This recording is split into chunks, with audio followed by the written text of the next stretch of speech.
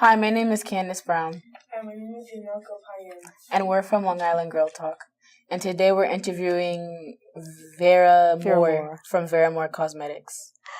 Hi, my name is Vera Moore, President and CEO of Vera Moore Cosmetics, and I am absolutely delighted to be here. Thank you so much for inviting me. I sincerely appreciate this. What made you want to have a makeup line? Wow. Let me go back a little bit, okay? I really never thought I was going to be in the cosmetic business. My background was all theater. I always wanted to be an actress in the theater. I started singing in church when I was a little girl, and I always sang for the school plays, but I had to work. And after I graduated from high school, I worked for the federal government for 5 years. But I always had a plan that I always wanted to be in the theater. And I used to go to my auditions on my lunch hour, and I used to eat on the train. That's true. I used to eat on the train because I had to get back to work. But I always wanted to be in the theater, and that was always my desire, to be in the theater. How did you transition from acting to owning your own business? Wow. Well, I think owning my own business, I was an actress first, and there was a void in the market for me to have products for people of color. And I wanted to empower people and to make them feel good about themselves. And I would always say, people would come to me and say, we range from ivory to ebony, right? Yeah. Okay. So, and people would say, they don't have a color for me, or I'm too dark, or I'm too light, or my lips are too large, and I said, no. It's, I decided then I wanted to empower people. I wanted to make them feel great about themselves. So that was really the genesis. It wasn't about just lipstick. It was about self-esteem. Because we're talking about 1979. People then didn't have products for African Americans. They didn't have it. They didn't have quality products.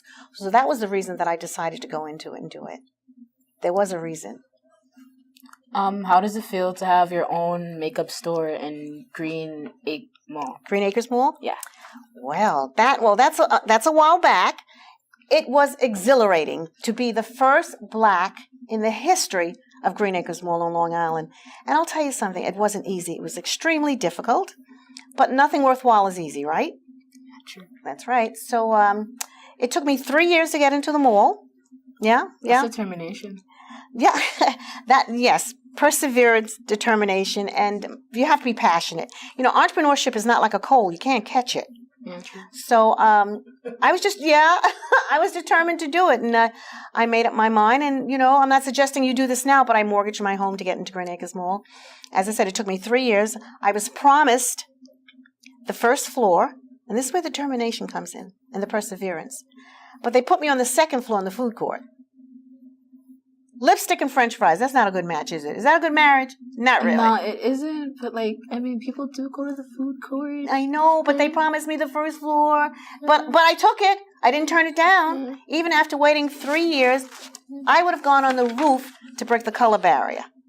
And that's why I did it. So I'm very excited about being the first Black. And this was in 1979. And I was on the first floor, the second floor in the food court for 10 years.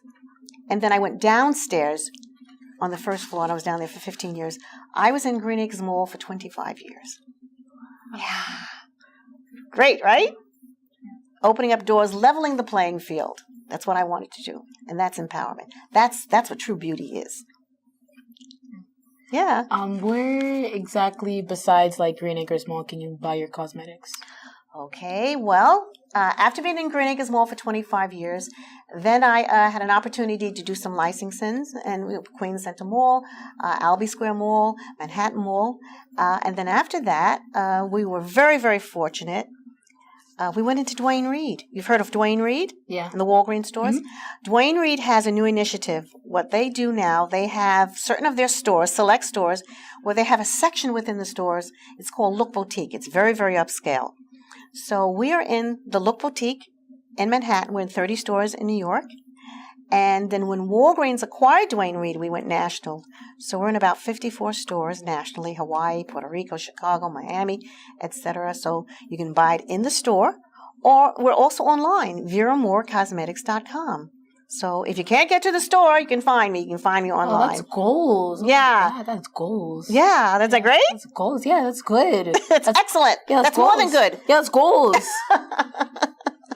Thank you. What was your main inspiration for your acting and business career? My inspiration for my acting? Well, I've always wanted to be an actress. I always wanted to do that, and I studied for it. You just have to hone your skills now. You just can't say I want to be an actress, and you have to work hard at whatever you do. And I went to Herbert Berghoff for 15 years acting, and I did a lot of free stuff. I did children's theater. I did free things in Central Park. So I always wanted to do that. And I want to say something to you about motivation. Remember, you can be motivated to do something that you want to do, but motivation is only a starter. Habit is a finisher. You've got to be disciplined, be consistent, and stick to it, and you'll be a success. What challenges did you face? Challenges. It sounds like past tense, still facing. I think the most important thing is the challenges of finances. Being in a mall, being in 54 stores is not easy. And we own this. I own this 100%. So it's not like you have someone backing you, funding you. You own this like 100%? Like all of it is yours? Yes.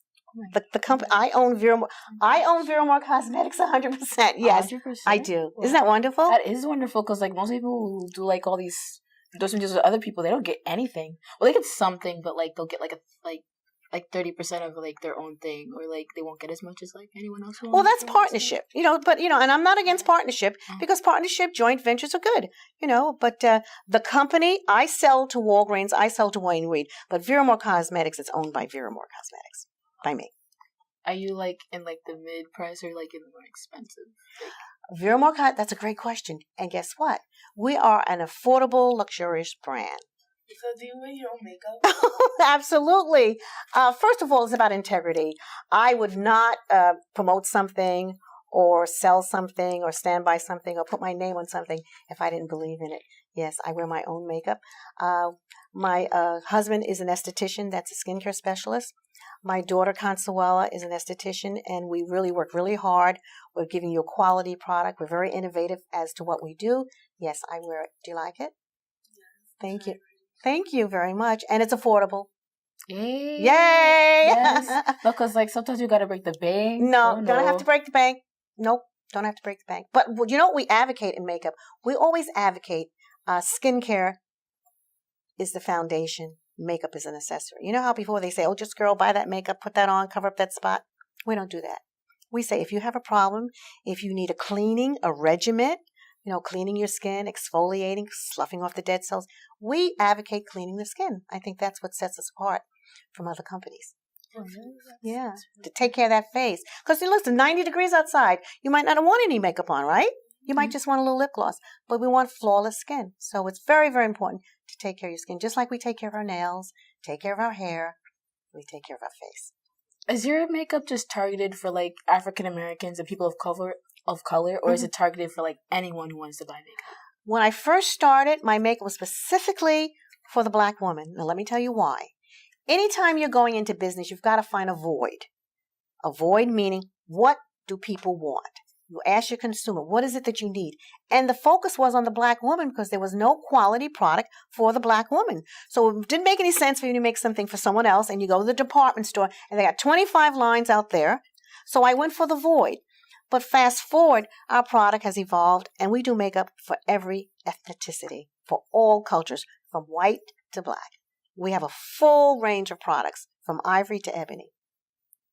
What exactly makes your cosmetics like different from like other people's cosmetics? Well, I think what sets us apart is, as I said, the skincare. Because I don't know too many companies that started off and would say, don't buy the lipstick, buy a cleanser. Don't buy a powder, buy an exfoliant, buy a moisturizer. So our unique position, what sets us apart is that we want to take care of your skin. We want your skin to be beautiful because that's your platform. That's your palette. What's your motivation? Like, what makes you want to get up in the morning? Well, as I said before, motivation is good, but it's just a starter. Habit is a finisher. And what makes me want to continue to do this is because I'm trying to build a legacy. I'm trying to let young girls like yourself and young women know that if I did it, you can do it too. There's nothing in the world that can stop you from doing what you want to do if you're serious about it. Now, entrepreneurship is not easy. There are many challenges in entrepreneurship. There are ups and downs. I mean, how did we do this? I mortgaged my home. It was very, very difficult. We couldn't afford employees at that particular. It's hard work. There's no such thing as 9 to 5 as an entrepreneur.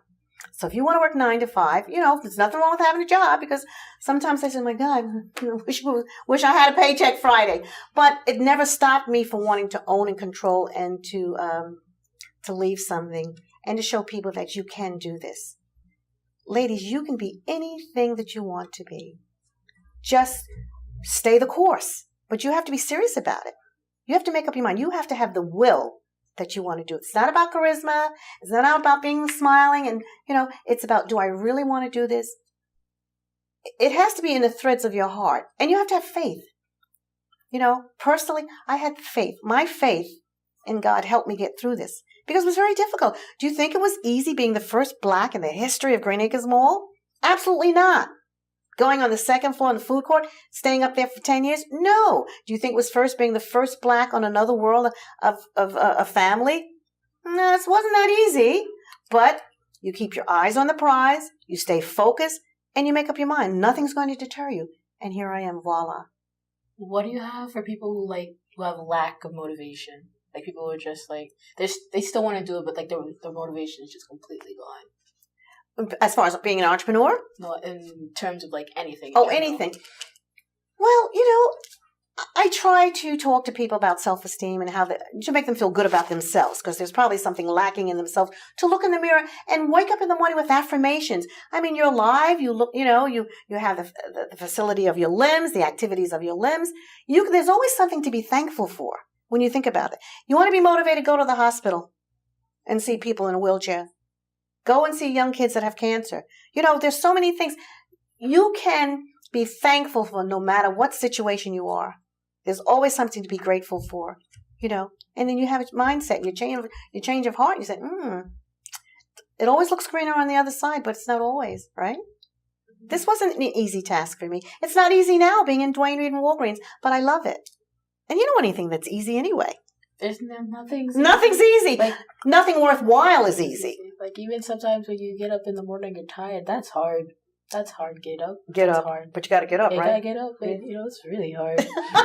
You're just like Lily will like sit there in a daze for like a good 10 seconds. Uh-huh. No, not even, like a good 5 minutes. But then what makes you get up? I don't really know. But you do get up. I get up because I'm like, I gotta get up. I gotta go to school. There you go. Gotta go to. Because you have a goal. Class. You have a desire. Yeah. See, goals and desire and determination and things that you want to do, make you get up. Make you dust yourself up and start all over again. Even though I'd rather just be like laying in my bed doing nothing. Yeah. No, you don't want to do that. Like, you want to chase your dreams. Exactly. You want to chase your dreams. Exactly. You want to do things. Nothing in life is easy, but it's okay. Some days you're a little more excited than others, but I think you guys are really motivated. The fact that you're here, I'm ecstatic that you're here interviewing me. This is great. So what advice do you have for other people that are trying to make a cosmetic line? Well, whether it's a cosmetic line or just going into business, I think you have to stay focused. You have to have a plan. I'll be very honest. I'm going to tell you a little secret. I didn't have a plan in the beginning, a marketing plan, a business plan, But I don't suggest anybody go into business or do anything without a plan, because your plan is your roadmap. It'll tell you how to do it. And, revisit your plan every 2 years or every 3 months, whenever you have to have a plan so that you can go forward. You can do this. It's not easy, but you can do this. What's the biggest challenge you have to overcome? Oh, in business? Wow, challenge. There's challenges, but I'll give you 2. There's always a challenge, because as you grow in business, as you scale up, you meet new challenges. Now, my biggest challenge was Green Acres Mall. How was I going to get in a major mall? I couldn't get funding because we're a new kid on the block. No one knew us. No one's going to lend you any money. The bank's not going to lend you any money and you don't have any credibility. You understand what I'm saying? So my challenge was, how was I going to get the money to go into a major mall? And I wasn't in a store. We had to build our kiosk, not a cart, the little carts they have. We didn't have a cart. We had a kiosk and it had to be built. So the major challenge for me was to get that money. Now, how did I do that? I mortgaged my home. That was huge. I mortgaged my home, and I used my home as collateral to get the money to get into Green Acres Mall. Now, if you don't pay that money back, what happens to my house? It gets revoked. There you go. So that was a major challenge. Major challenge. How did you manage not to get your house revoked? I worked hard. Tenacity. Motivated. Got up, like you said. Went to work to pay those bills, to pay that note back. But I was enjoying what I was doing. So working, it's not a job. Working was, I looked at my store. I'd go to Green Acres Mall and see my store, and it was beautiful, and you don't mind working hard. And I'll tell you another thing. The first year of my business, I worked every single day. How many days in a year? 365? 365. I worked every single day of the year. Now, I might not have worked all day, but I would go into that mall. Maybe I went in the morning, because in the malls, it's 10 to 10. I might go in the morning and leave and come back in the evening, but I worked every single day. So that was a huge challenge for me, but it was exciting. It was exhilarating. It motivated me. It was just beautiful to see the store, and people come and say, Vera, you own this? Yes. So that was a major challenge. And then getting the word out, marketing it, letting people know that I was there. That was another challenge, because once you get it there, how do you get it out to the people? We didn't have an advertising budget, so we had to work even harder and do networking, go to churches and sororities and do events and try to do television just to get the word out. So those are a few challenges. But then again, a big challenge was getting into Walgreens, into Duane Reade. That was very difficult, because then you have to stock all these stores. I am stocking 54 stores. So that's a major challenge. How do you scale up? Well, you have to watch your inventory. You have to scale up with your employees. So there are many, many, many challenges in growing your business. And as you grow your business, you have even more challenges. But they're all on different levels. And the challenges propel me. They propel me to do better and to do more and to give back. Did you ever donate to charities before? I donate to charities all the time. I'm involved with the Girl Scouts. I'm involved with New York Women's Chamber of Commerce. I'm involved with Black Women of Influence. I'm involved with National Minority Business Council. So I do a lot of things. I'm involved with the Cancer Society. We do something every year in Shelter Island with young kids that have cancer. So that makes me feel good. When you can give back and look back and you thank God every day that you're able to do these things, that's a motivator too.